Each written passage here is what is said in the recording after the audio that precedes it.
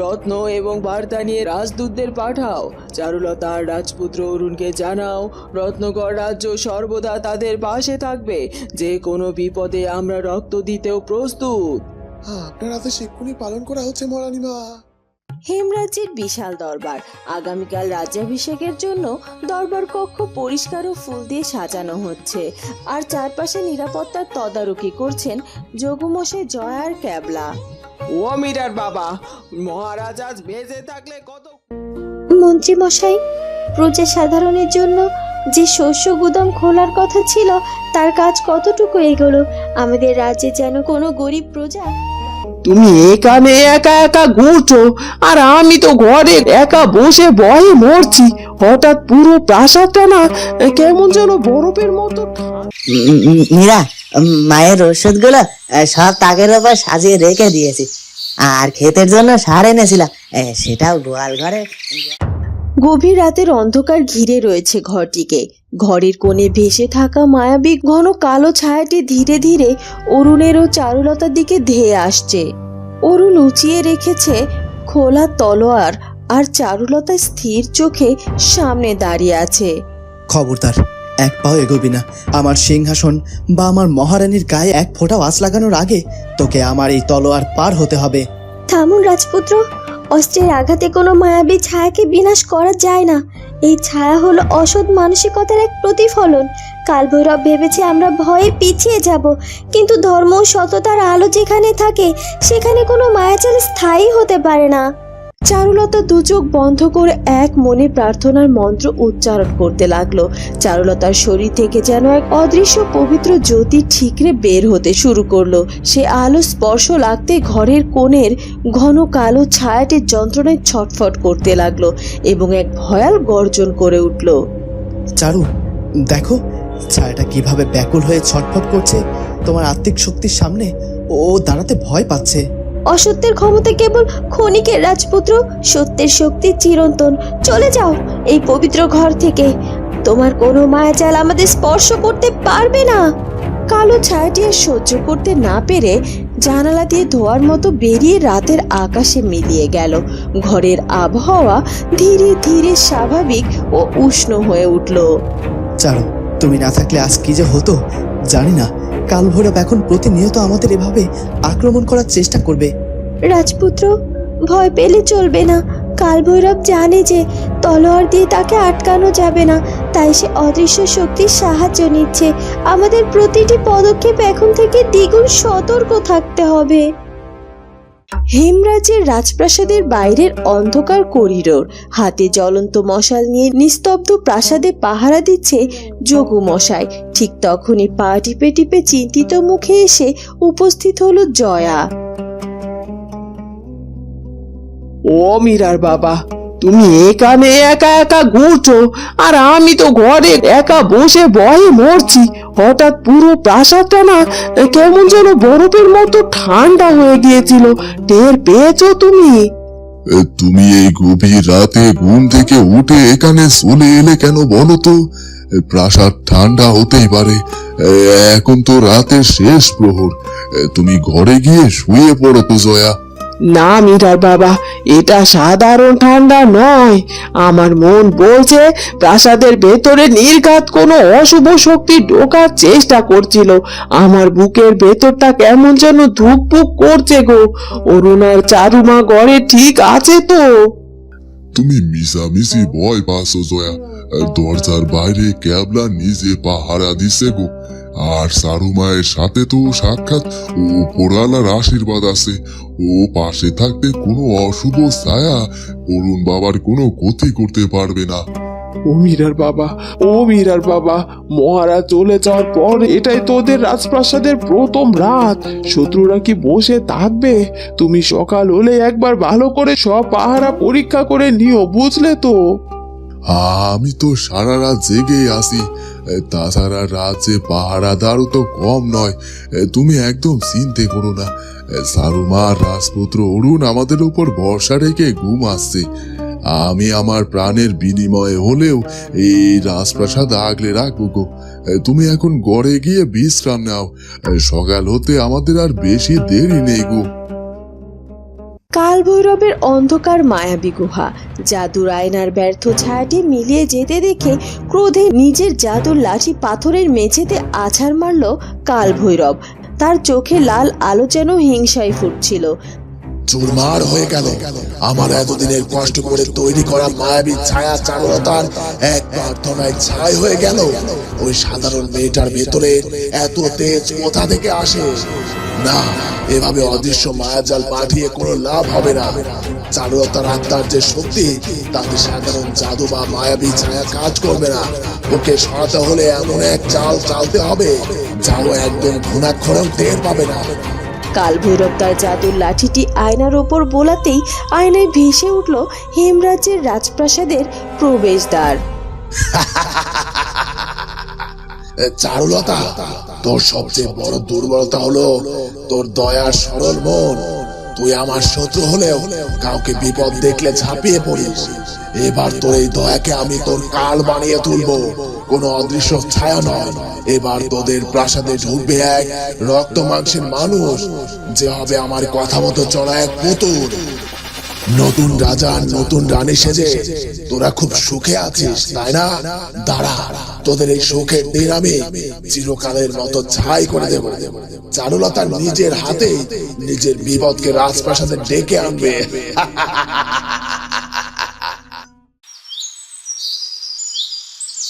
সকালে স্নিগ্ধ আলো ফুটতেই কক্ষের সুসজ্জিত বারান্দায় দাঁড়িয়ে রাজ্যের নিরাপত্তার খতিয়ান নিচ্ছিলেন রাজেশ।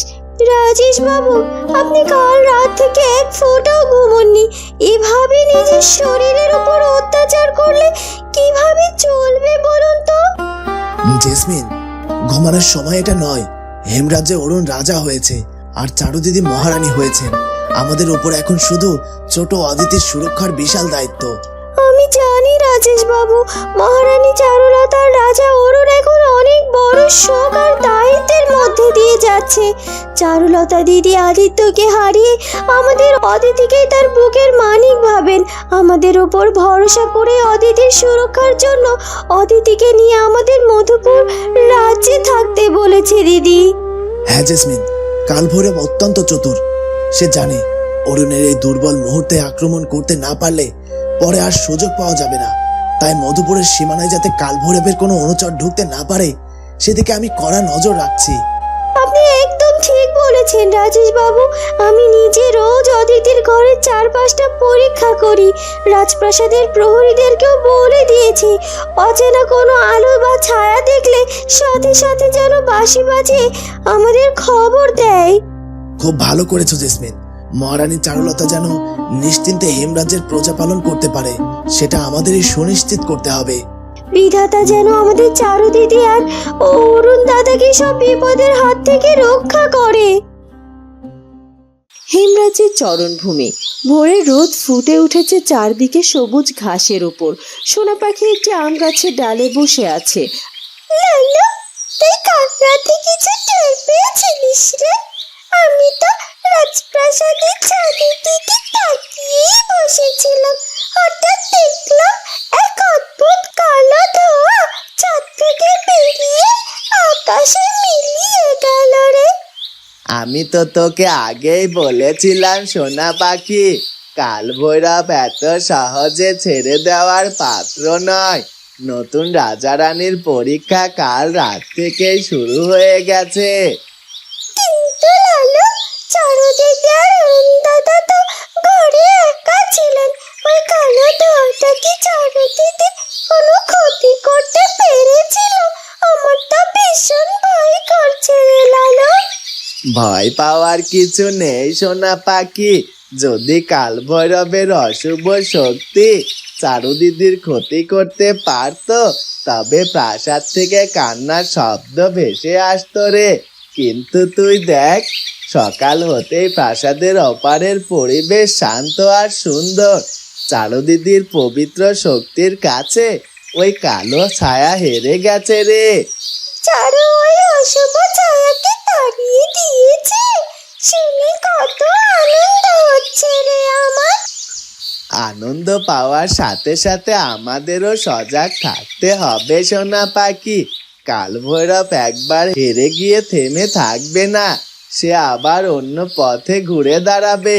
তুই প্রাসাদের চারপাশে নজর রাখিস, আর আমি এই চরণভূমির দিকটা দেখছি। আরে লালু, আমি এক্ষুনি গিয়ে চারুর ঘরের জানালায় বসবো। কোনো অচেনা বাতাস আসলে আমি টানা ঝাপটি সতর্ক করে দেব। সুরেশপুরের গ্রাম। ভ্যাবলা তৈরি হচ্ছে, আর মীরা একটি মাটির কৌটোয় কিছু অদ্ভুত বুনো পাতার গাছের শেকড় ভরে নিয়ে এলো। মীরা, মায়ের ওষুধগুলো সব তাকের উপর সাজিয়ে রেখে দিয়েছি। আর ক্ষেতের জন্য সার এনেছিলাম, সেটাও গোয়াল ঘরের কোণে আছে গো। আমি তাহলে হেমরাজের দিকে রওনা দিচ্ছি কোন। হ্যাঁ, দাঁড়াও ভ্যাবলা, তাড়াহুড়ো করো না।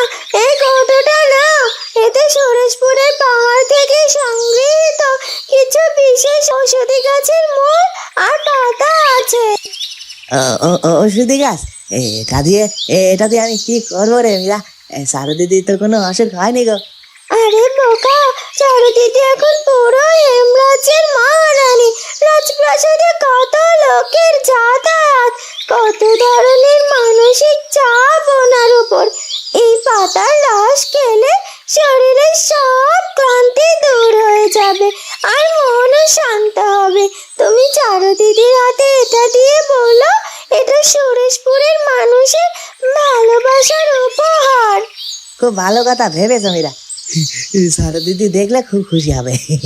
সারু দিদি এত বড় পদে বসেছেন, অথচ এখনো আমার কথা মনে রেখেছেন।